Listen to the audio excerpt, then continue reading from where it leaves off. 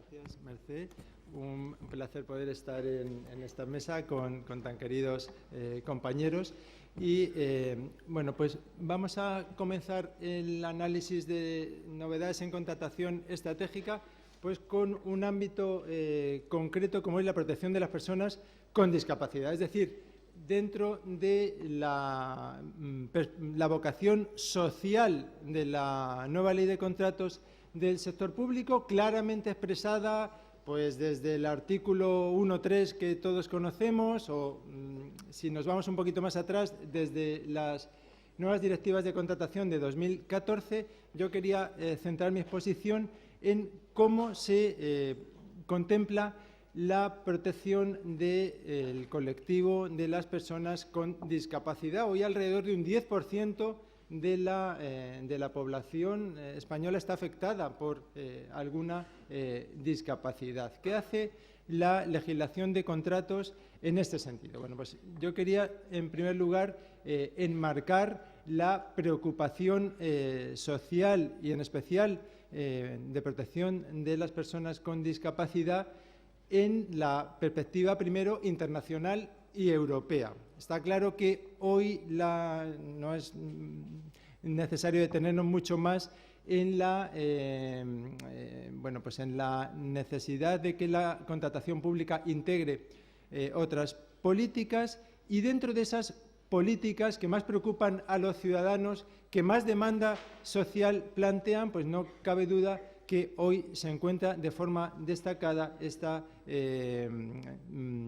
el impulso de la igualdad, del acceso a las mismas oportunidades para las personas con discapacidad. En el ámbito internacional tenemos una normativa de referencia que es la Convención de la ONU sobre los derechos de las personas con discapacidad, una convención que España suscribió, que asumió unos compromisos de mucha importancia, que ha dado después lugar a reformas diversas de nuestra legislación y que, entre otras cosas, consagra el principio de transversalidad, que resulta fundamental en este ámbito. La protección de las personas con discapacidad no debe ser abordada desde la legislación específica de esa materia, sino que debe hacerse a lo largo de todo el ordenamiento jurídico, adoptando medidas concretas en los distintos ámbitos. Y uno de ellos, de forma destacada, es la contratación pública. Así lo ha asumido, por ejemplo, la Unión Europea, que tiene una estrategia europea sobre discapacidad, uno de cuyos puntos claves es la contratación pública. Cómo se puede impulsar pues la integración a todos los niveles de las personas con discapacidad, cómo garantizar su dignidad como personas. Pues uno de los ámbitos es, sin duda, la contratación pública. Si nos vamos al ámbito español, también hay una estrategia española de la discapacidad, o también hay diversos instrumentos normativos que impulsan estas medidas en la contratación pública. Recientemente se ha creado la Comisión para la Integración de Aspectos Sociales en la Contratación a nivel estatal, una de cuyas preocupaciones es esta cuestión. Bien, en la Ley de Contratos del Sector Público, ¿qué aspectos principales como novedad tenemos que tener en cuenta? Bueno, pues yo partiría, en primer lugar, del decisivo artículo 1.3. Con carácter transversal, introducción de medidas de carácter social y ambiental, con unas consecuencias jurídicas de muchísima importancia, llegando más lejos que el propio derecho europeo en la integración de esos aspectos sociales y ambientales. Sabemos que la legislación española se ha puesto a la vanguardia en este ámbito, y yo creo que el artículo 1.3 es la mejor referencia normativa hoy en este ámbito, con consecuencias jurídicas obligatorias que se trasladan después a todas las fases de la contratación pública, y de una forma sistemática pues veremos de forma resumida esas novedades en las distintas fases de la contratación pública. Pero con carácter general, además del artículo 1.3, yo quería destacar la disposición adicional 18, que garantiza la accesibilidad de todos los procedimientos de contratación pública, en el sentido de que les dice a los poderes adjudicadores que a la hora de diseñar los procedimientos, de planificar la contratación, de prever la publicidad, la transparencia, deben tener en cuenta la necesaria accesibilidad de toda esa información y de esos trámites que establezcan, sobre todo en la implantación de la contratación pública electrónica. Bueno, pues esa accesibilidad hoy resulta fundamental para todos los tipos de discapacidad. La ley la establece con carácter general en una adicional. Sabemos todos los defectos sistemáticos de la nueva ley de contratos, que lo hemos arrastrado de las leyes anteriores, y es que junto a los preceptos de la norma tenemos que acudir constantemente a las adicionales para aspectos que deberían estar en el articulado, que son sustanciales de la regulación de la contratación, pero bueno, con este esquema normativo tenemos que jugar por desgracia. Bueno, pues esa adicional 18 juega un papel clave en este ámbito. Y después ya, si nos adentramos en las distintas fases de la contratación pública, pues hay que empezar por el artículo 28 de la nueva ley de contratos, con varias decisiones fundamentales desde el punto de vista de la protección de las personas con discapacidad, en el sentido de que obliga al inicio del expediente de contratación y a la motivación del mismo, acudiendo a la necesaria vinculación a los aspectos sociales, como el que estamos hablando. Pero en el artículo 28 también se introduce de forma muy novedosa la programación en la contratación, como un ámbito exigido por la nueva gobernanza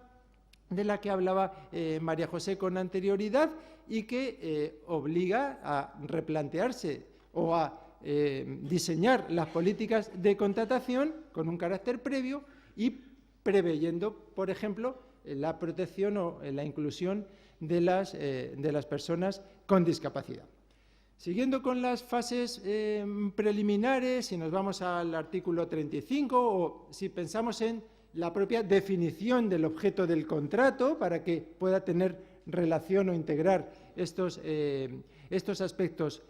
sociales, o si seguimos por las fases previas del contrato, nos encontramos con nuevas figuras como las consultas preliminares del mercado, que están llamadas también a jugar un papel importante